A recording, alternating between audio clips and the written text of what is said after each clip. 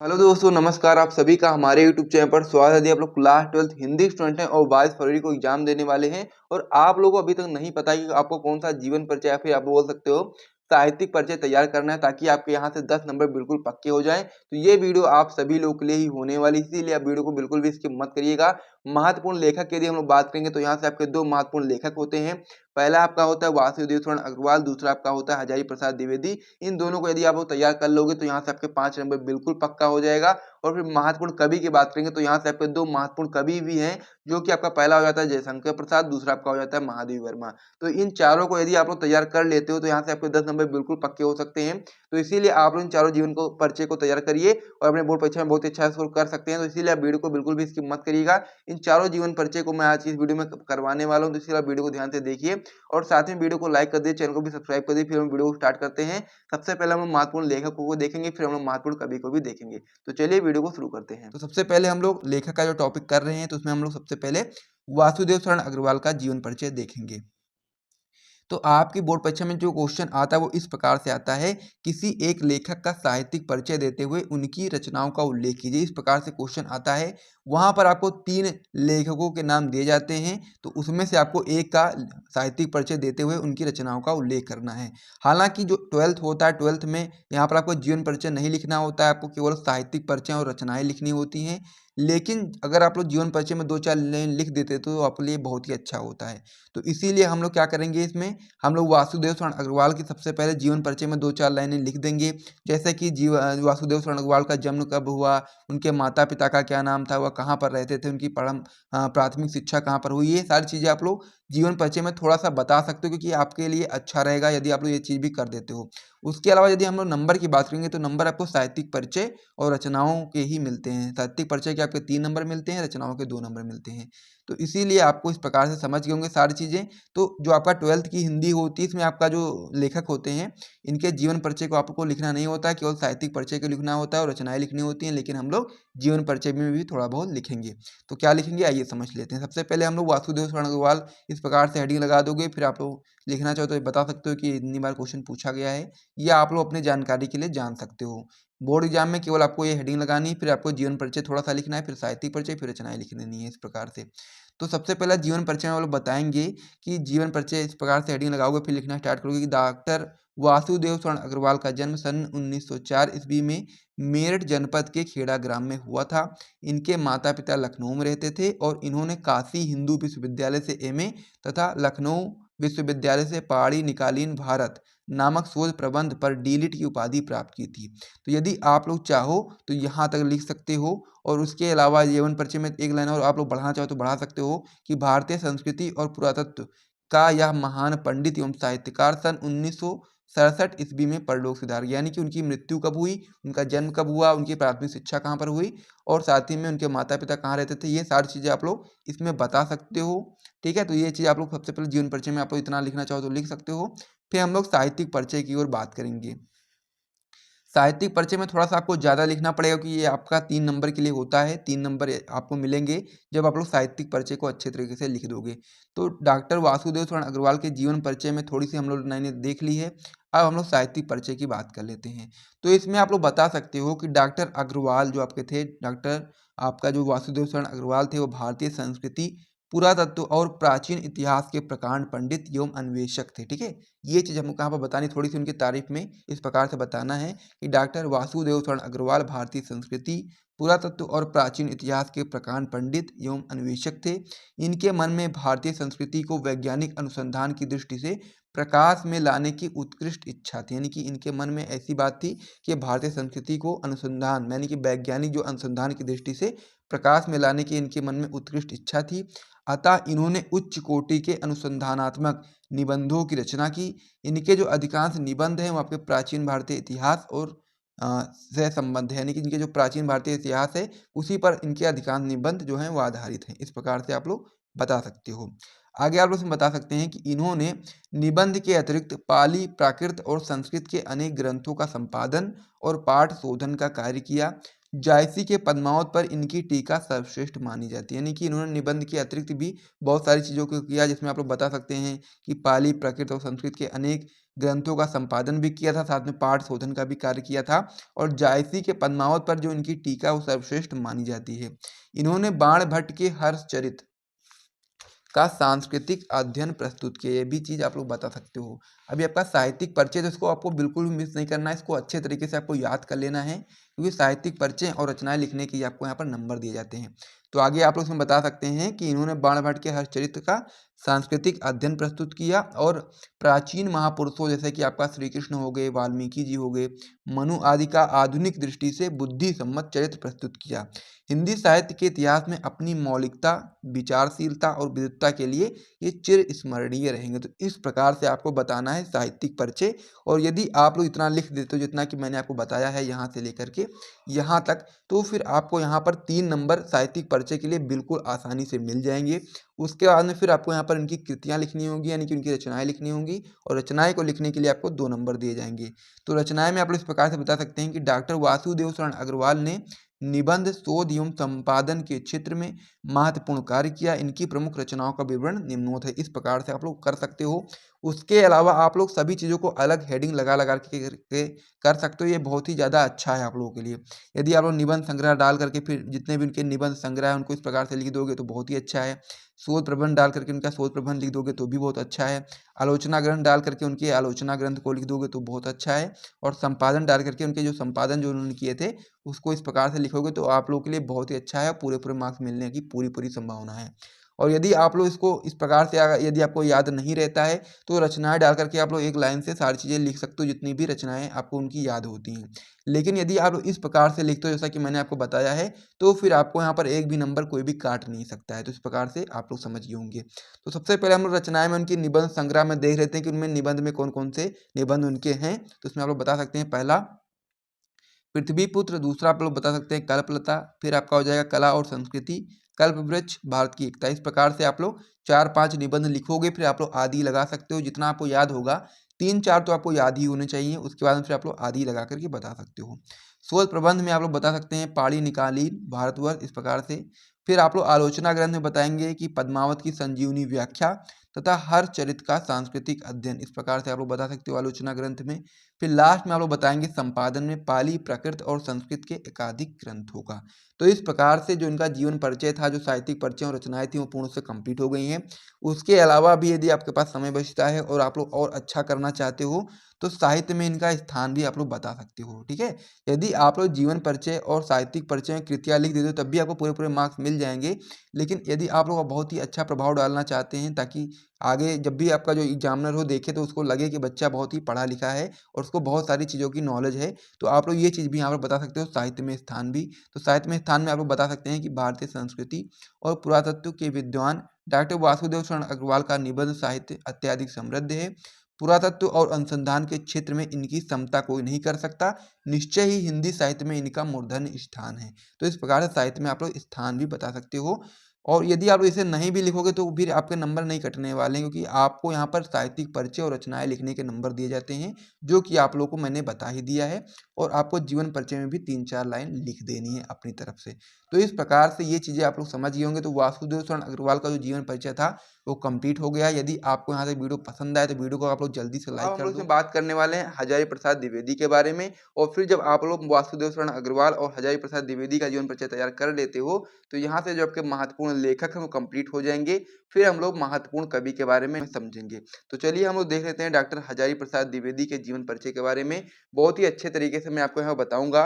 5 number के लिए आपको मिलते हैं 5 नंबर। अगर आप लोग एक जीवन परिचय करते हो लेखक का तो उसमें आपको 5 नंबर दिए जाते हैं, जिसमें आपको 3 नंबर दिए जाते हैं साहित्यिक परिचय लिखने के लिए और 2 नंबर आपको दिया जाता है रचना लिखने के लिए। टोटल आपका 5 नंबर का होता है। लेकिन इसमें आपको थोड़ा सा जानकारी जीवन परिचय के बारे में दे देना है ताकि आपको अच्छा तरीके से आपका प्रभाव पड़े बोर्ड एग्जाम में और आप लोग अच्छा स्कोर कर पाओ, ठीक है। तो इसीलिए सबसे पहले हम लोग डॉक्टर हजारी प्रसाद द्विवेदी का जीवन परिचय से स्टार्ट करेंगे, फिर हम लोग इसमें साहित्यिक परिचय को देखेंगे और फिर लास्ट में हम लोग यहाँ पर कृतियां भी देखेंगे, यानी कि रचनाएं जो उनकी हैं महत्वपूर्ण रचनाओं को भी हम लोग इस वीडियो में देखने वाले हैं।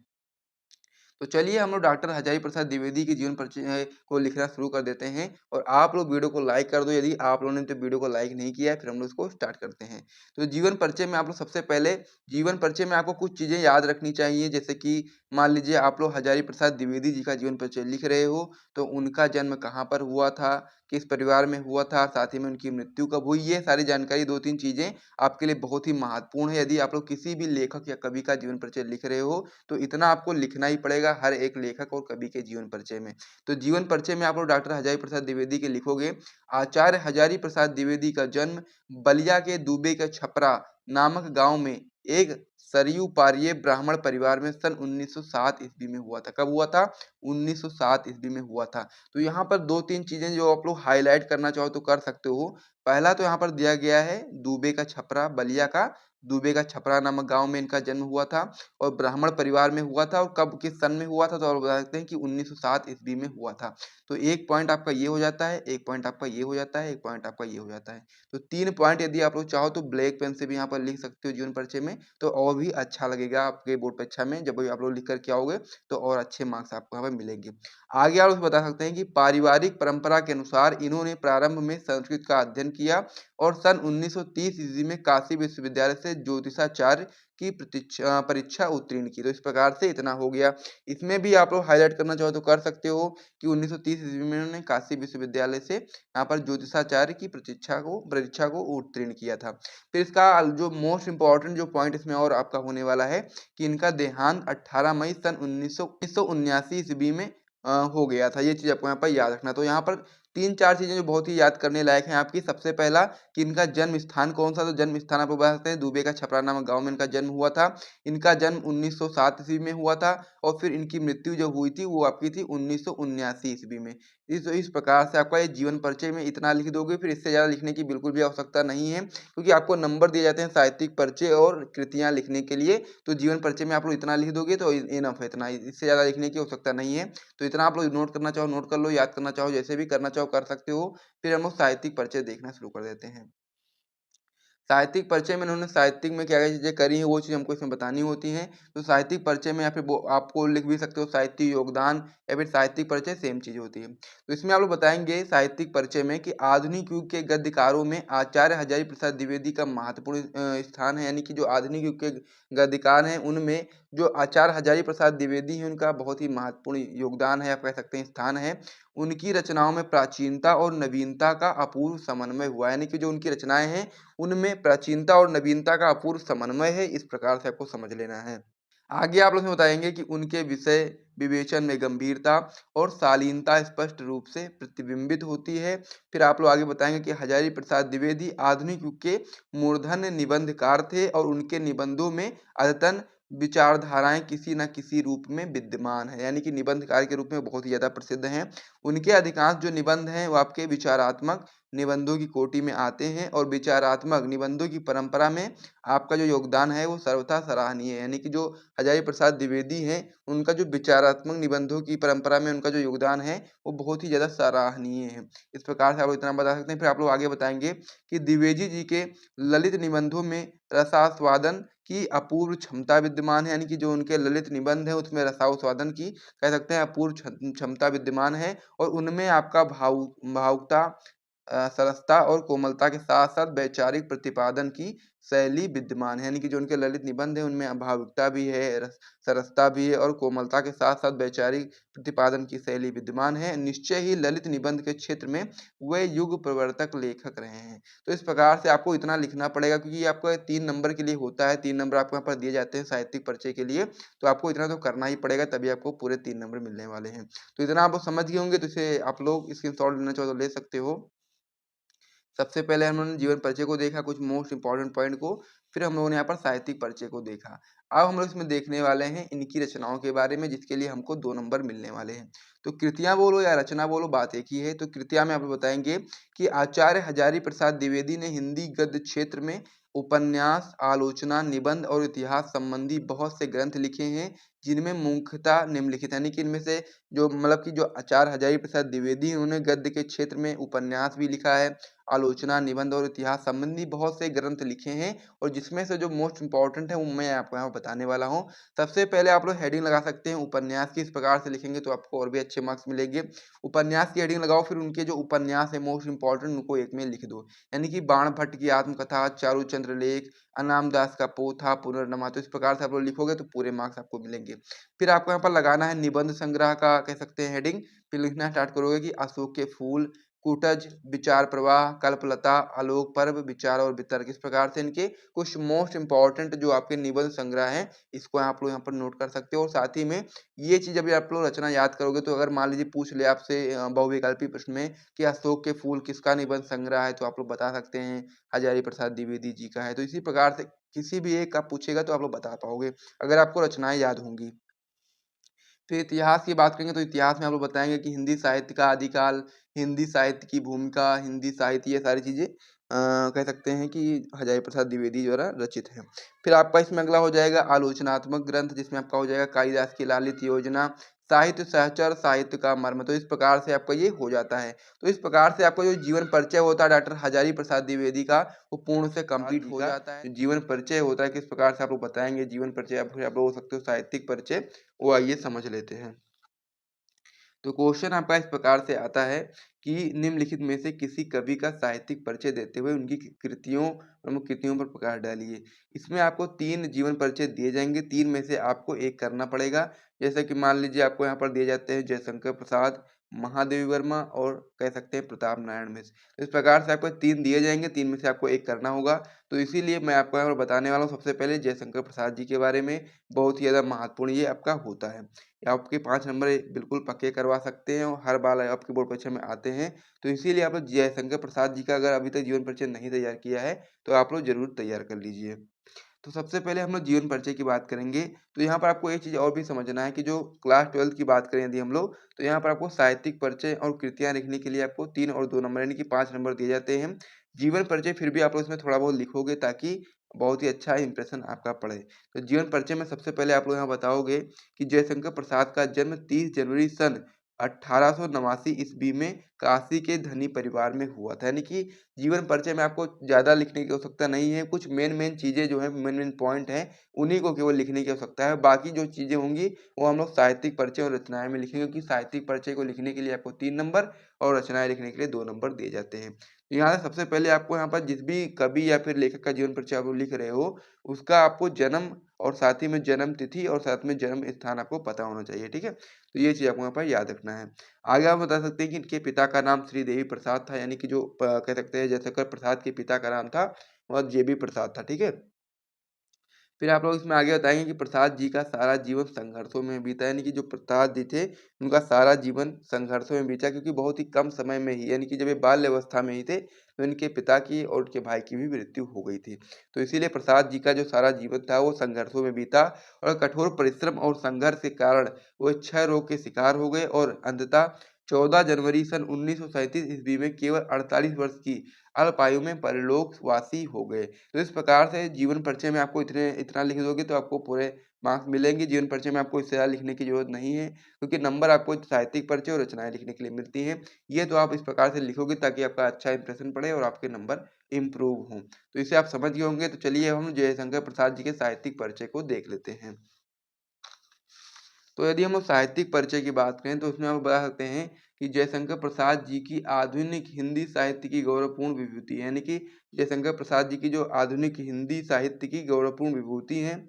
और आगे आप बता सकते हैं कि ये छायावाद के प्रवर्तक, उन्नायक और प्रतिनिधि कवि, यानी कि छायावाद जो है इसके प्रवर्तक, उन्नायक और प्रतिनिधि कवि हैं आपके जयशंकर प्रसाद जी।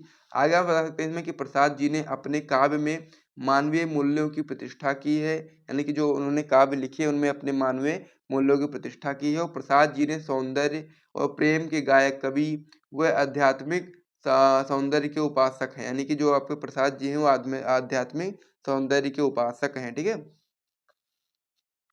आगे आप बता सकते हैं कि उनके सौंदर्य प्रेम में सूक्ष्मता और कोमलता की अभिव्यक्ति हुई है, यानी कि जो उनके सौंदर्य प्रेम है उसमें क्या है, सूक्ष्मता सूक्ष्मता और साथ ही में कोमलता की अभिव्यक्ति हुई है। और वे जीवन की पहेली को अपने चिंतन द्वारा हल करना चाहते हैं, यानी कि उन्होंने अपने काव्य के द्वारा दर्शाया कि वे जीवन की पहेली को अपने चिंतन के द्वारा हल करना चाहते हैं। और यही प्रायः उनके काव्य का विषय होता है। और वे एक आशावादी कवि हैं, दुख और निराशाओं का निराकरण ही अपने जीवन का लक्ष्य मानते हैं, यानी कि जो विजय शंकर प्रसाद जी हैं वे आपके एक आशावादी कवि हैं और दुख और निराशाओं का जो निराकरण ही वो अपने जीवन का लक्ष्य मानते हैं। तो इस प्रकार से साहित्यिक परिचय भी आप समझ गए। अब हम लोग उनके रचनाओं के बारे में बात कर लेते हैं।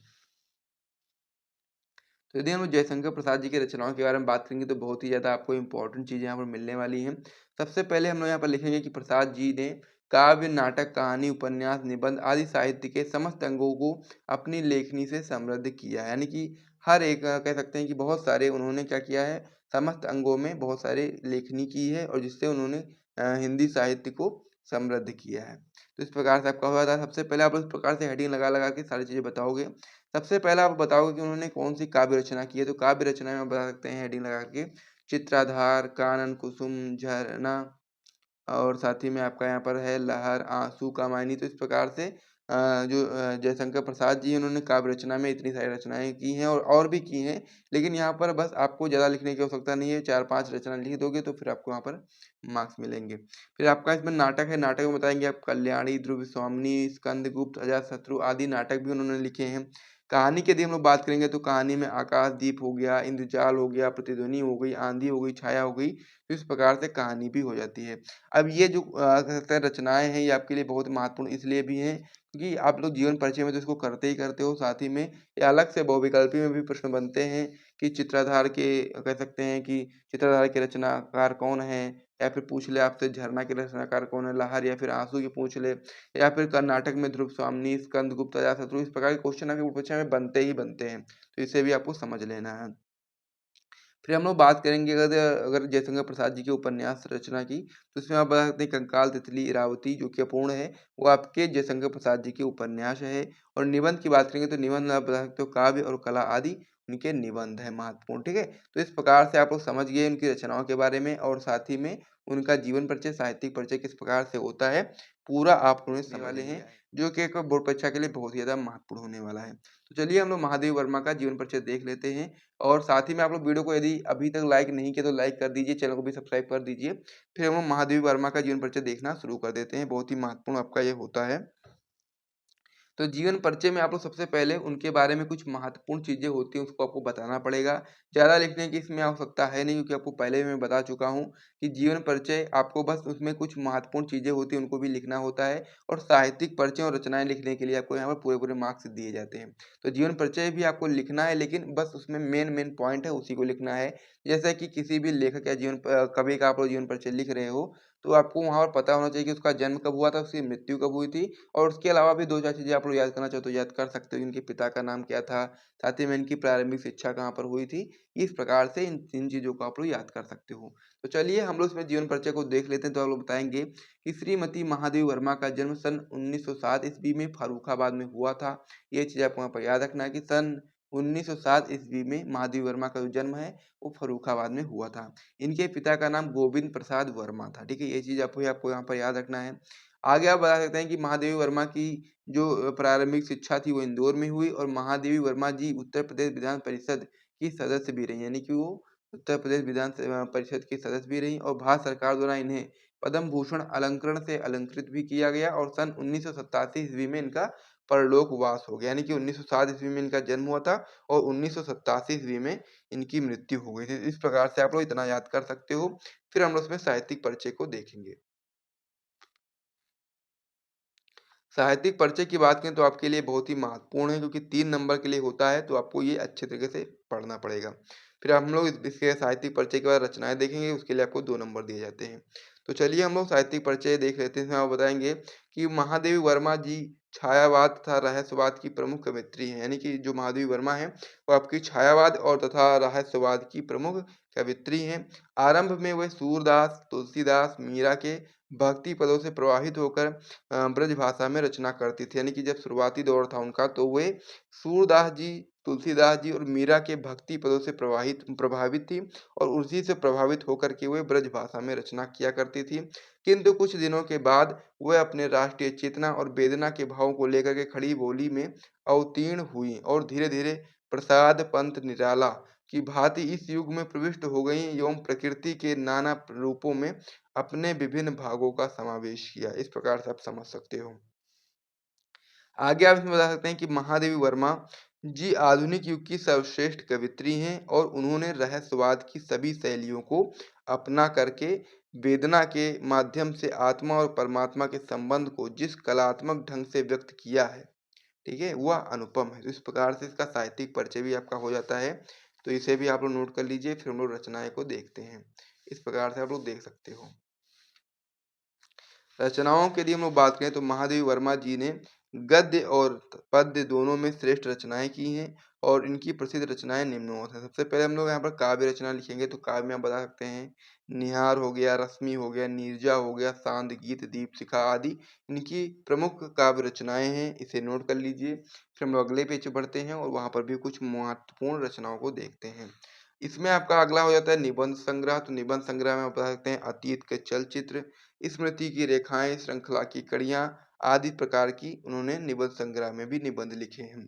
आलोचनात्मक ग्रंथ की बात करेंगे तो हिंदी का विवेचनात्मक गद्य भी आपका एक आलोचनात्मक ग्रंथ है। तो इस प्रकार से महादेवी वर्मा जी का जो कह सकते हैं जीवन परिचय था पूर्ण से कंप्लीट हो गया है। तो इसे भी नोट कर लीजिए। और यहाँ तक जो हम लोगों ने मोस्ट इम्पोर्टेंट जो जीवन परिचय को किया है वो जो चारों मैंने बताए चारों आपके बहुत ही महत्वपूर्ण हैं। पहला आपका लेखक की बात करेंगे तो लेखक में मैंने आपको वासुदेव शरण अग्रवाल जी का करवाया और फिर हम लोगों ने डॉक्टर हजारी प्रसाद द्विवेदी जी का करा और फिर हम लोग लेखक के टॉपिक से हट करके महत्वपूर्ण कवि के टॉपिक पर आ गए। महत्वपूर्ण कवि में मैंने आपको 2 महत्वपूर्ण कवियों के जीवन परिचय को करवाया जिसमें पहले नंबर पे थे आपके कह सकते हैं जयशंकर प्रसाद जी और दूसरे नंबर पे महादेवी वर्मा जी।